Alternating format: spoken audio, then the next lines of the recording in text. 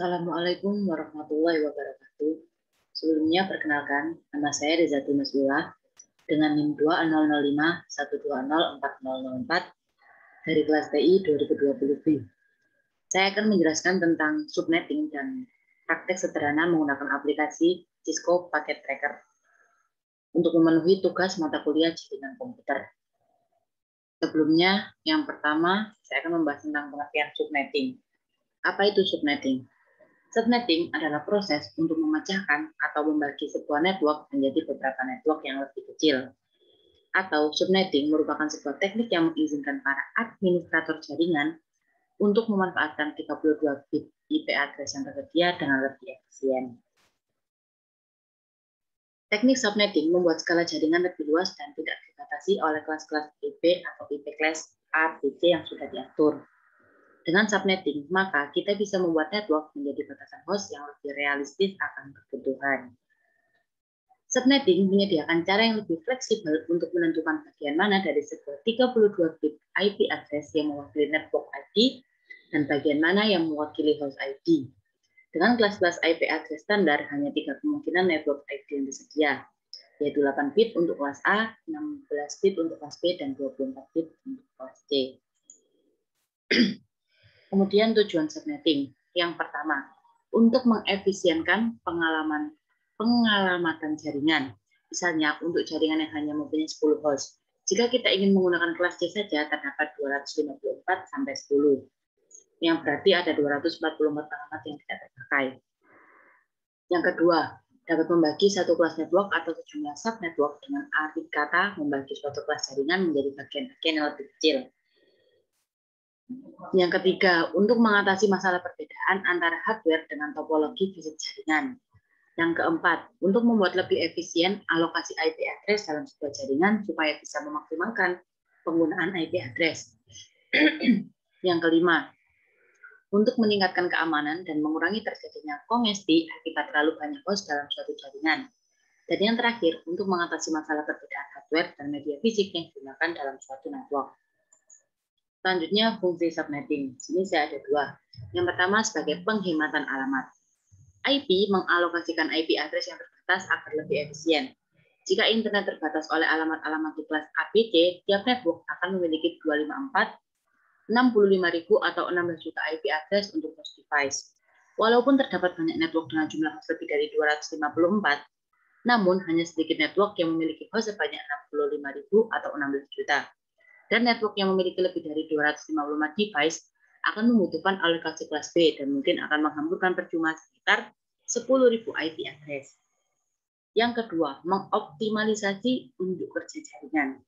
Walaupun sebuah organisasi memiliki ribuan host device, mengoperasikan semua device tersebut di dalam network IP yang sama akan memperlambat network. Cara TCP/IP bekerja mengatur agar semua komputer dengan network IP yang sama harus berada di physical network yang sama juga. Physical network memiliki domain broadcast yang sama, yang berarti sebuah medium network harus membawa semua traffic untuk network. Karena alasan kinerja, network biasanya disegmentasikan ke dalam domain broadcast yang lebih kecil, bahkan lebih kecil dari kelas address.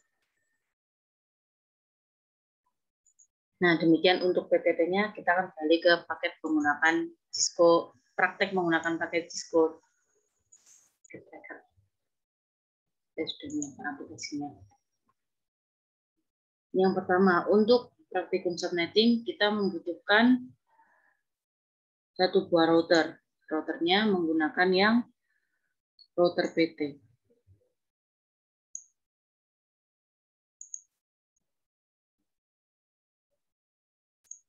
Kemudian kita membutuhkan dua switch. Switchnya juga menggunakan switch yang PT. Oh, bisa ini.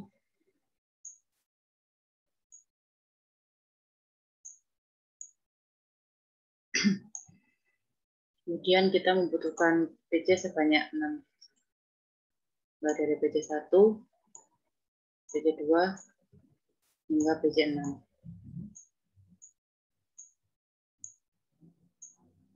Maka tidak usah mengganti nama, kita akan saja PC yang 0.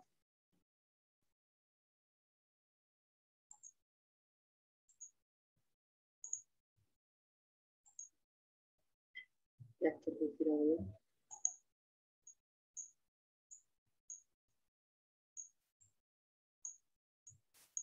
Saya rapikan terlebih dahulu.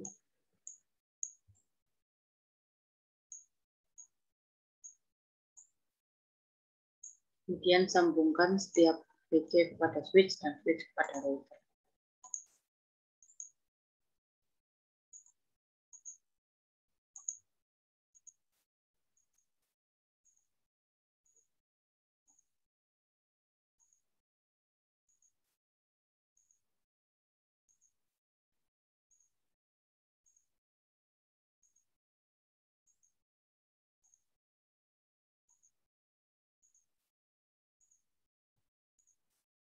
Sambil menunggu ini menjadi berwarna hijau semua, kita atur masing-masing mulai dari PC1, kita kasih alamat IP.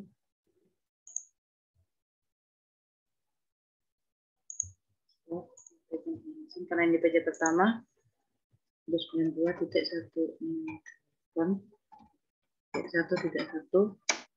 Untuk subnet max-nya 92.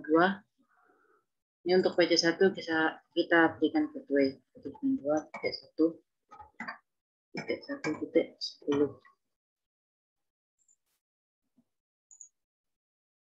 PC2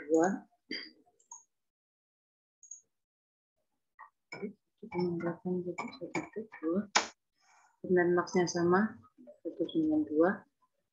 Default gateway-nya juga sama 192.1.1.6.8.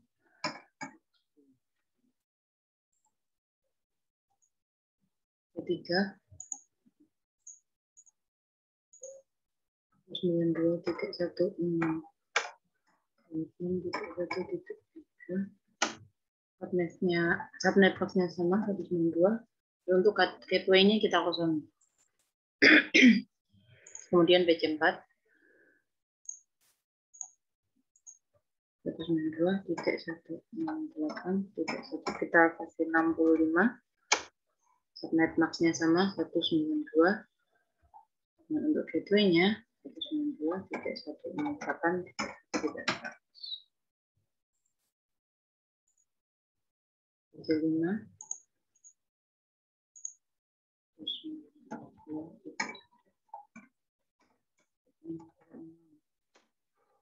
dan max-nya sama 192.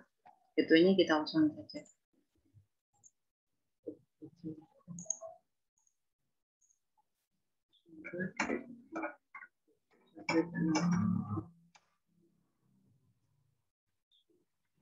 Gateway-nya kita kosong.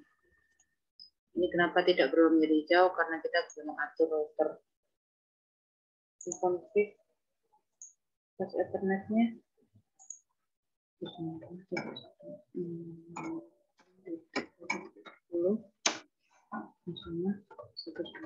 lupa ini di on.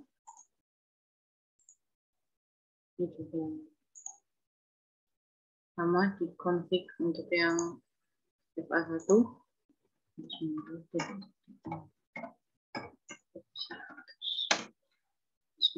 juga jangan lupa di on. Dan tunggu ini menjadi berwarna hijau.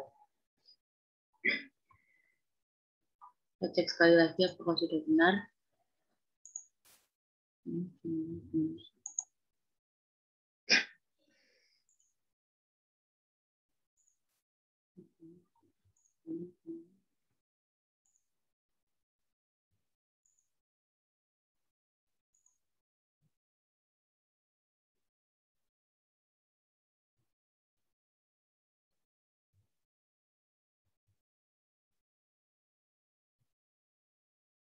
Nah, jika sudah berwarna hijau seperti ini semuanya, kita ubah ke simulasi. Nah, ini kita show all or none. Kita milih yang ICMP. Nah, saya akan mencoba mengirim pesan dari PC1 ke PC3, di mana PC1 memiliki gateway dan PC3 tidak. Alurnya PC1 akan dilempar ke switch. Setelah ke switch akan langsung ke PC3, mulus tidak ada kendala. Dari PC3 akan dikembalikan ke PC1 melalui switch juga. Terus kita coba lagi. Sekarang dari PC1 ke PC4, di mana dua-duanya sama-sama memiliki gateway namun berada di switch yang berbeda. Nah, di PC1 di switch ke switch, nanti switch karena tidak ada akan dilempar ke router. Nah, di router ini karena masih belum menemukan ARP-nya, jadi masih ditolak. Kita reset saja simulasinya dan mulai lagi.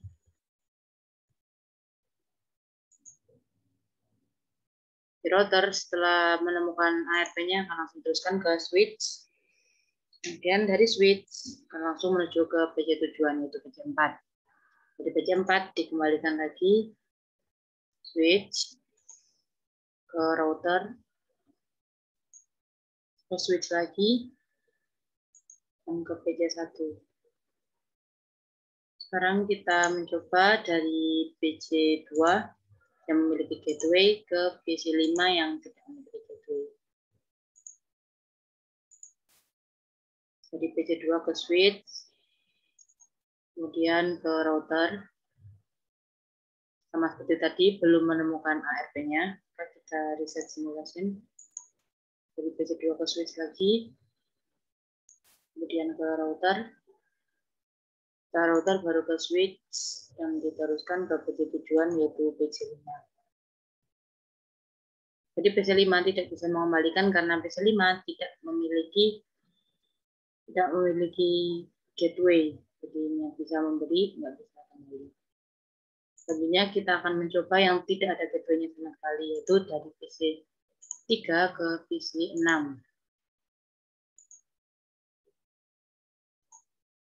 Nah, ini tidak bisa karena dua-duanya tidak memiliki gateway, jadi time out.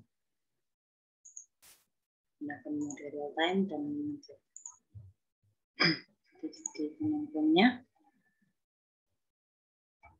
terakhir karena tadi kita ke PC 4 dari 192.168.1.65. Tesnya komplit. Kita cek kembali tadi PC1 ke PC4 kan? Oh, maksud saya PC1 ke PC3. Reset 192.168.3. Nah, komplit juga. Jadi kita mengirim dari PC2 ke PC5. Kita cek 92.168.1.66. Nah, ini hanya dikirim dan kita bisa kembali. Kita cek juga yang dari PC3.